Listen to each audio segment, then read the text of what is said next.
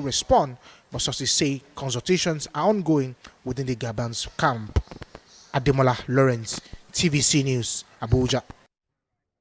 Let's get into our conversation, everyone. Tonight, we continue our conversation on what is expected of the new national chairman of the APC.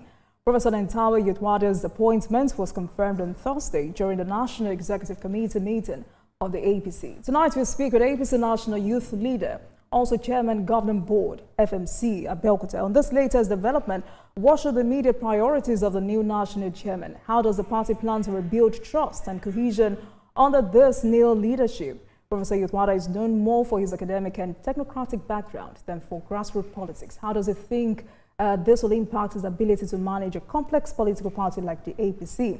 Dr. Dayo Isreal is my guest. Good evening to you. Thank you very much for joining us on the program. Thank you.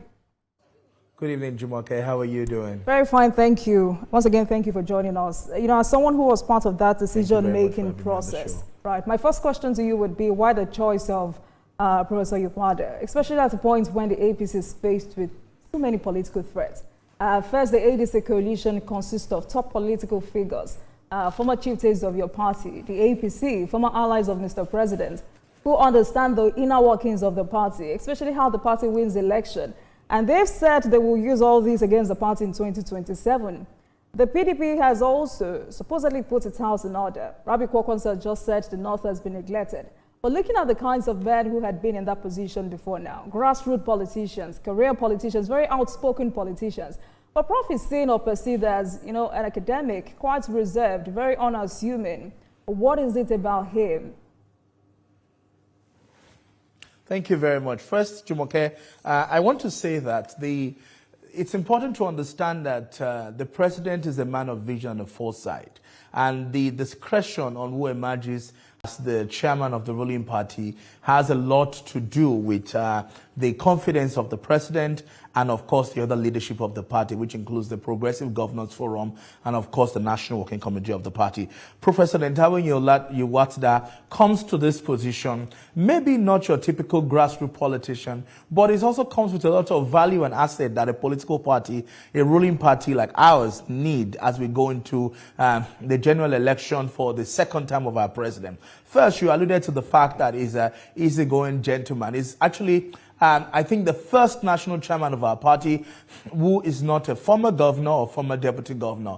That also has its advantage because many times most leaders who also come in from the executive branch of government to lead party administration sometimes have challenges adopting to a leadership where they are one among equal to where they were governors and they had commissioners. So you will see sometimes governors who come with that background come into the leadership of the party as a governor, and you know you have their team members act as commissioner. But I think one of the first things that the leadership of the party, some sector of the leadership, are excited about is the fact that this is actually the first time where it's not a former governor or former deputy governor who is going to be more approachable, more engaging, will be humble enough to accept when they don't understand things, and will be able to guide or to rest on the guidance of the president, of the progressive governors, and also the national working committee of the party.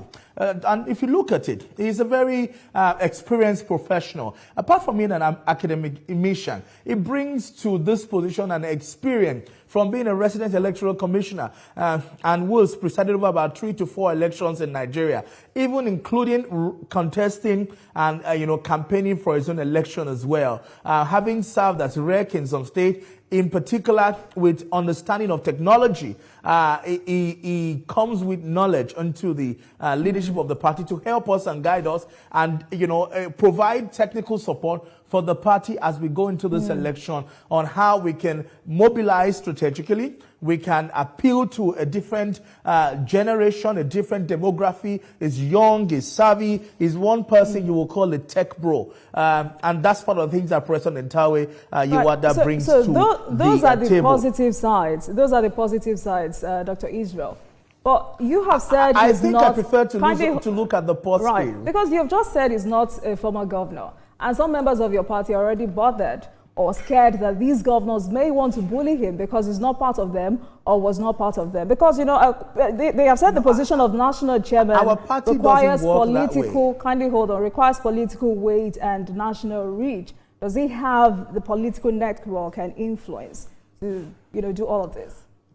For a start, he was a governorship candidate with many of the governors who are there today. Unfortunately, he didn't win that election, but if he had won, he would also have been a governor like them. So he had interacted with many of them who were first-time governors, had been candidates like many of the first-time governors, have relationship with them when they were all candidates of the party who won our ticket in the 2023 election. Unfortunately, he didn't get into that office at that time, but many of them are already his friends who they were candidates together in the last election. In addition to that, he also served as Minister of the Federal Republic of Nigeria. So he has a handful of relationship, not just at the presidency, but at the level of the cabinet. As Minister of the Federal Republic of Nigeria, he also had access to the president and cabinet ministers. And some of these governors where his ministry, as humanitarian ministry, was, you know, implementing intervention programs in those states. So there's already a level of respect that they have for him because of some of his works, because of, you know, he is his antecedent as well.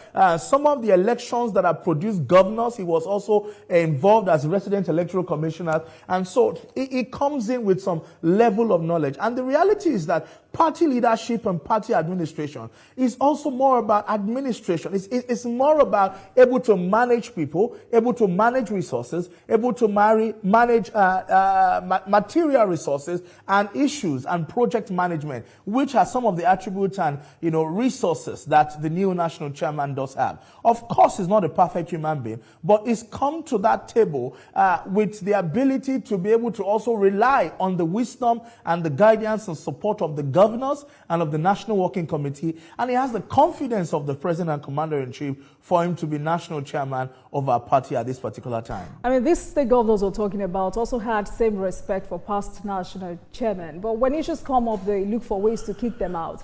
And you and I know how state governors see themselves. They see themselves as too big. I mean, we've had several instances that have shown that they usually think the chairman of the party, in whatever capacity, whether state or national, is beneath them. Yesterday, Mr. President made it a point of duty to warn or admonish them and perhaps prepare the new chairman ahead of what may come if he does not handle them with patience and wisdom. You're a stakeholder, Dr. Isreal. You must have seen and heard a lot. So how do you interpret President Tinubu's call for state governors to cooperate with the new APC national chairman? Was this a response to, you know, signs of internal disunity within the party? Does this charge implies that some governors were previously uncooperative or had strained relationship with the party leadership? I think, to be honest, the governors would find Prof. Nentawe very, very easy to work with. One of the issues that, what you actually thought was a benefit sometimes can be a burden. Sometimes the governors may actually have challenge working with a former counterpart or former governors of theirs, because the national chairman, who also comes in as a governor sometime, may have some friction with the sitting governor. Of course, our immediate past national chairman had a fantastic relationship with all the governors, was able to work with them, in particular with the PGF, but also having someone like President Nentawe who brings in resources, who brings in value, and who has the confidence of the president, makes it easier for the governors to also want to work with. Don't forget that in the structure of our party, the governors are the leaders of the party in their state, and the president is the leader of the party at the national level. And so what is important and what the governors want to see is, does the president believe in this person? Does the president have confidence in this person? Does the National Working Committee and the neck of the party have confidence in this person? Are they going to support this person? And the NWC yesterday, at our first meeting with the national chairman, offered a vote of support to him, to help him to be able to succeed. Also, don't forget that party leadership and management is not a one-man affair. It's a national working committee. It's not just the national chairman. We have the national organizing secretary. We have the national secretary of the party. We have different stakeholders. The youth wing of the party, for example, is led by yours sincerely, the national youth leader of the party. Women mobilization of the party is led by the national women leader of the party. So when you look at the success success matrix of the party, it's not just the national chairman, but the committee, members of the committee who are going to stand behind the national chairman, who are going to support him to succeed. And I believe the same thing is going to happen with our Progressive Governors Forum, because they believe in the unity of the party. And our governors have been very helpful. Without the support of the PGF, the party would not have been as successful as it is today. So we have an handshake. The president does not have any fear about the PGF or our governors. Our governors have been very successfully stood beside our party, beside the NWC, and to ensure that our party can continue to stir up better. And that's why you've not seen any challenge or scandal in our party like you will see in many other political parties. Right. But how does the president's intervention reflect on his leadership style in balancing national governance and party politics? Also, would you support institutional reforms in the party structure to reduce the influence of external pressure on the chairman's position? But Dr. Isreal, I'll allow you to answer that question when we come back from this break. This is Politics Tonight, everyone. I'll be right back. Experience information and entertainment like never before as TVC Breakfast takes your weekends to a whole new level. Introducing TVC Breakfast Weekend Edition, your ultimate source of thrilling sports updates, insightful political analysis, and captivating entertainment news. Stay in the know with what's trending, catch up with the latest in sports, and immerse yourself in the latest buzz from the world of music and movies. Your weekends are no longer just days off, but moments packed with knowledge, excitement, and enjoyment. TVC Breakfast Weekend Edition, only on TVC News.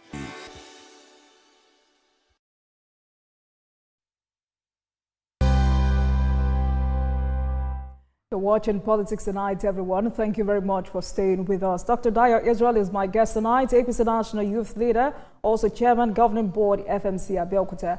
And tonight we continue our conversation on the task ahead of Prof. Yiltwada. Thank you so much for staying with us, Dr. Isreal. As I said before we went on that break, how does the president's intervention reflect on his leadership style in balancing national governance and party politics? And because of the kinds of reaction or the kinds of situation we've seen with past chairman of the party, would you support institutional reforms in the party structure to reduce the influence of external pressure on the chairman's position? So first, as I mentioned to you earlier, the governors are the leaders of the party in their state. It's the custom of our party. And of course, the president is the national leader of the party at the federal level. The party is already embracing reforms. For example, more recently, we launched our Progressive Institute to begin to spread the ideology of progressivism across Nigeria. And the youth wing of the party, for example, is working strongly with the Progressive Institute to ensure that we can begin to raise new generation of young progressives across Nigeria. We're already entering into the future. We're beginning to engage the younger generation. And that's one of the newness that Professor Yiltwada's leadership we expect will translate into engaging and attracting a new demography into our party. At the youth wing of the party, for example, we're also doing our best in terms of helping to reshape and restructure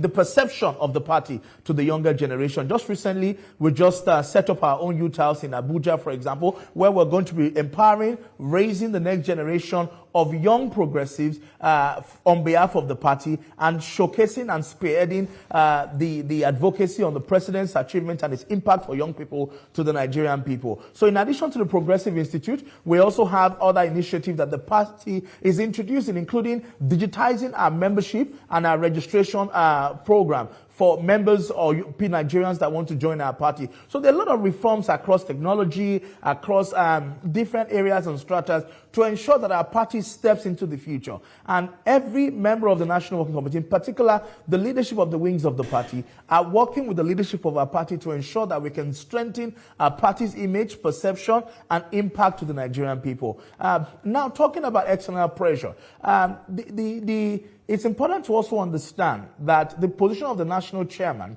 is a position that is held in trust on behalf of the people of the party, on behalf of the neck of the party, and on behalf of the national convention of the party. And so both the national chairman and the national working committee are not working in isolation to the views and the perception of every card-carrying member of the party, the neck of the party, and the national convention of the party. They are the owners of the party. We are holding the leadership of the party in trust for the party stakeholders and the party members from top to bottom. All right. And talking about internal reforms, Dr. Isreal, there have been calls for greater inclusivity, especially from women, youth, and minority groups. And yesterday we heard Mr. President when he asked you or ordered you and your colleagues at the national level. It says you all must address the complaints and concerns of party members from the grassroots. I mean, if you were to advise the national chairman, what would you say to him concerning this?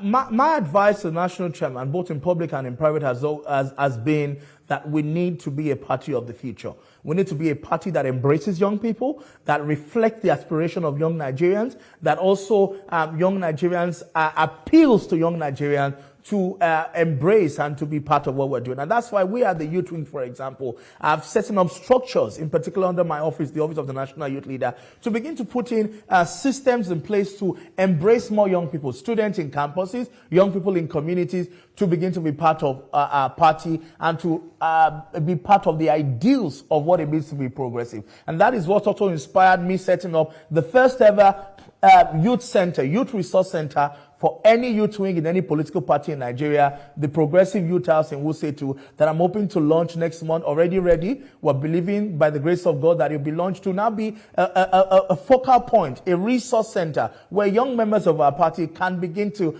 come, engage, interact, and that this will be a prototype that will then be scaled out across the various zones of Nigeria and also to the state structures of Nigeria. We want to have youth house for our young progressives across the 36 states, and so that we can systemically begin to consciously engage young people, bring young people closer to the government, help them to connect with initiatives of the federal government that are designed for young people, such as the student loan, for example, a beautiful idea from the Tinubu administration that very few young Nigerians have been able to embrace, and we need to ensure that more young people are able to leverage that intervention and that project of the government for young people. The government is doing a lot for the next generation. However, the young people, a lot of young people need to embrace the initiatives, man. Part of what we want to do at the youth wing of the party is to be able to create a connection for ordinary young Nigerians, not just members of our party, to be able to connect, to be informed, to be able to participate and plug into federal government intervention for the youth of Nigeria. Because after all is said and done, the Tinubu administration is an APC-led administration. And so the party is responsible for the success of the administration. All right. As the national youth leader of the APC, I want to talk to you about the ADC coalition, because there have been so... The dominant part of that union was the CPC. Now another part of that union is a dominant part. It doesn't mean that the other parties are not relevant as well. A lot of appointments made by President Bola Ahmed Tinubu reflects spread across ANPP, APGA, and all of that. You know, various other political parties, as you've seen. Even New PDP and even Wike's PDP are all reflected in this administration. The president is running the government of national unity to ensure that everyone is carried along, irrespective of the faction of the APC arm that you're from, and he will continue to do the best that he can to ensure that everybody is carried along. We just have to be able to understand that when a government is prioritizing and doing all it can to impact and solve issues for Nigerians, there would always be areas of the society that feel that they can be engaged better. And I believe that the administration and Mr. President continues to review his impact and his work day by day to see how can he further enhance and include and carry along other parts of this family, the OPC family, because either you are CPC, ANPP, APGA, or ACN, we're all Progressive Congress. And that's the mother family, and that's what's more important. And do you think former Vice President Atiku Abubakar frequent party switches and alliances are hurting or helping his long-term political relevance? Also, how does this compare to the APC's internal cohesion and leadership structure in the Northeast? And for members of your party who are saying they are not threatened by this. We're talking about former vice presidents of the country and whose influence in Adamawa is multifaceted. He commands electoral loyalty across at least 11 LGAs, maintains traditional legitimacy until recently. What is your party doing? I mean, to consolidate support in areas where he has traditionally held or had influence? I think first we must realize that the person at the seat, the driver's seat of running this country and taking it to the destination of greatness is actually Bola Ahmed Tinubu. He's an experienced grassroots politician. He's a man that understands his stuff.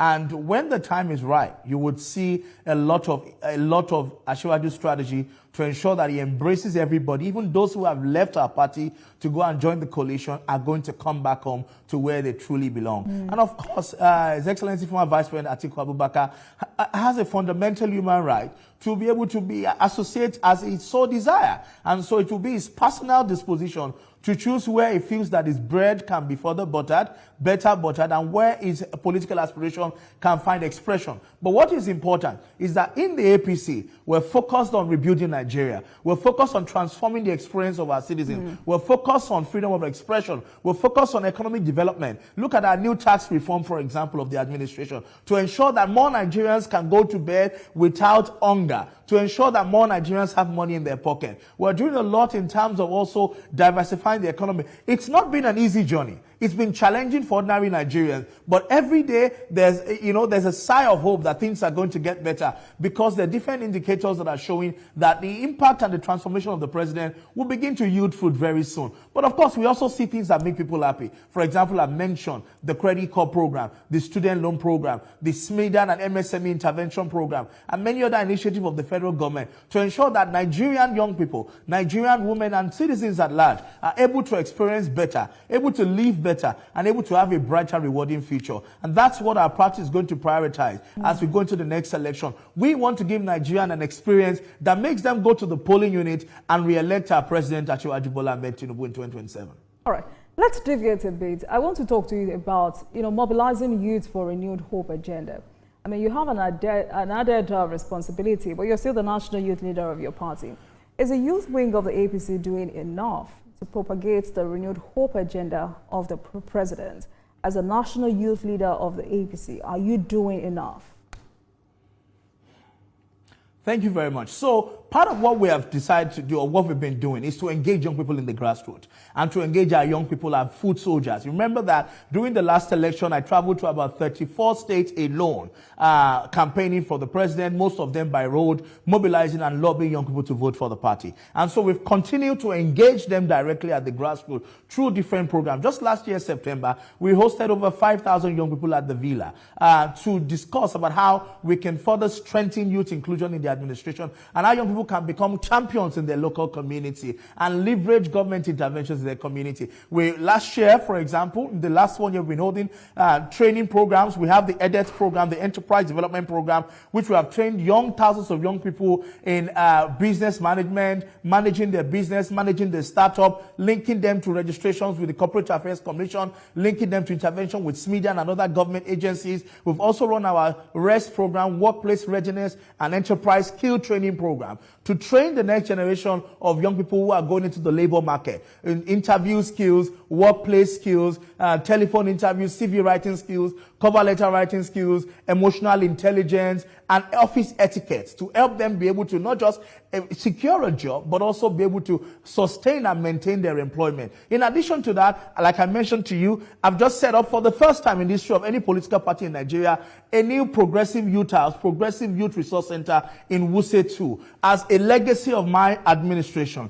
It has training centers, training halls and facilities in the center. We have our own podcast studio in the center where we're encouraging young people to begin to create their content, in particular as it helps to propagate the administration's effort. And we put that on our online channels and other platforms, for example. We have a lot of facilities that support groups are now going to be coming to converge and meet as part of our effort to drive our activities in the grassroots. We also have a massive communication strategy that we've developed, that we will start implementing from the youth house now that we have our own physical structure to begin to engage young Nigerians across board. I hear you, Dr. Isreal.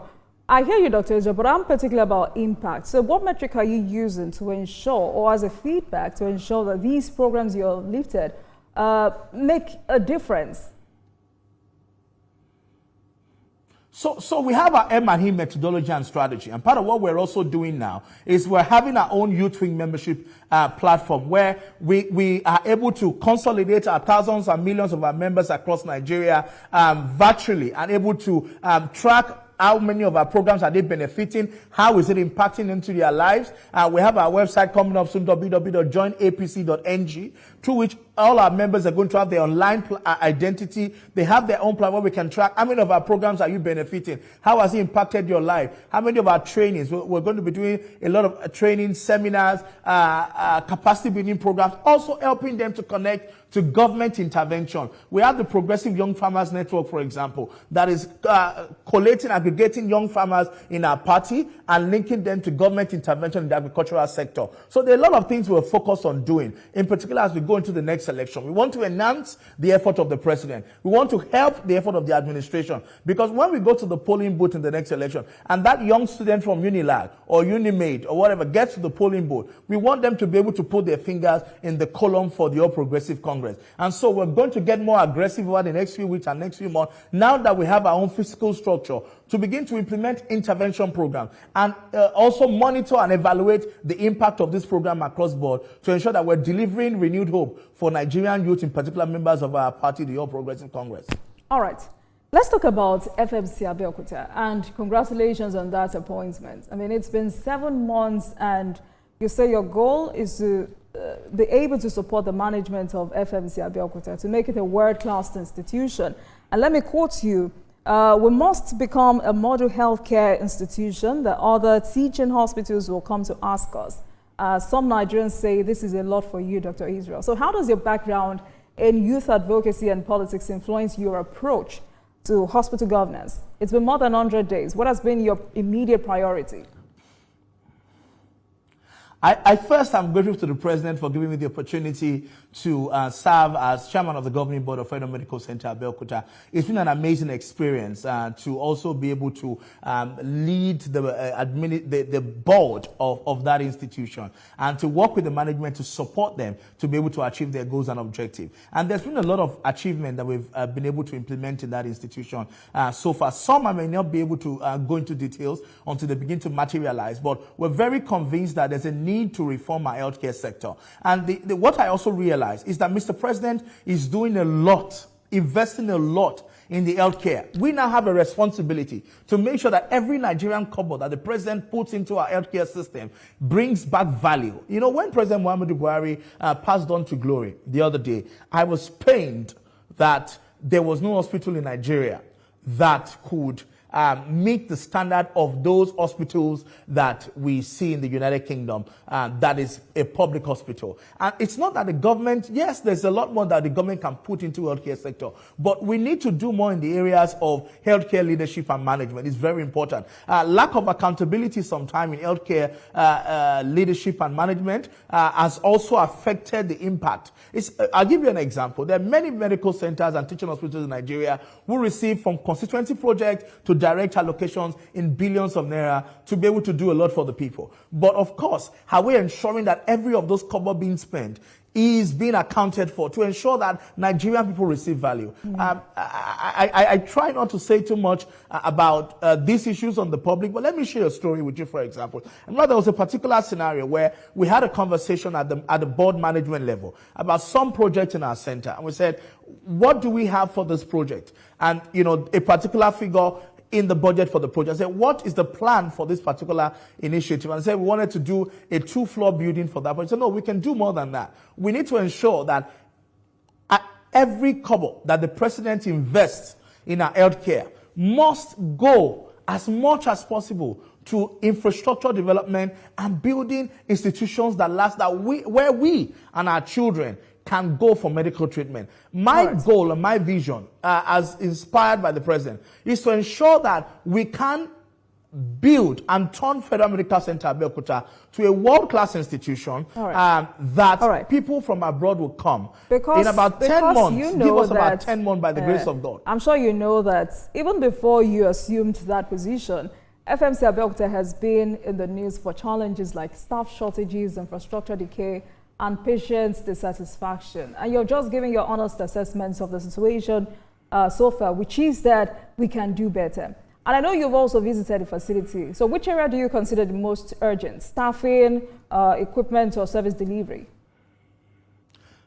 Infrastructure is first. We've made some progress in terms of infrastructure, but we're trying to get a new A&E, a new GOPD, a new medical surgical wards, and we're having that by the grace of God in the next 1 year we'll begin. And we're also having, in particular, our new accident and emergency. We want to ensure that patient experience in that hospital is stellar, is A-list. And so, in addition to the infrastructure, it's also people management, ensuring that our staff, our doctors, our consultants, our resident doctors, our interns, and our management have the best of experience. They're not overstretched, and we have the right kind of manpower to be able to do the work that they want to do. I don't want to go too deep into the issues right now, but I can assure you that I want to be able to come back when we've been able to solve the issues to talk about the progress that have been made. Then we can refer to the challenges that we've had. In 1 minute, I'm talking about issues, Dr. Isreal.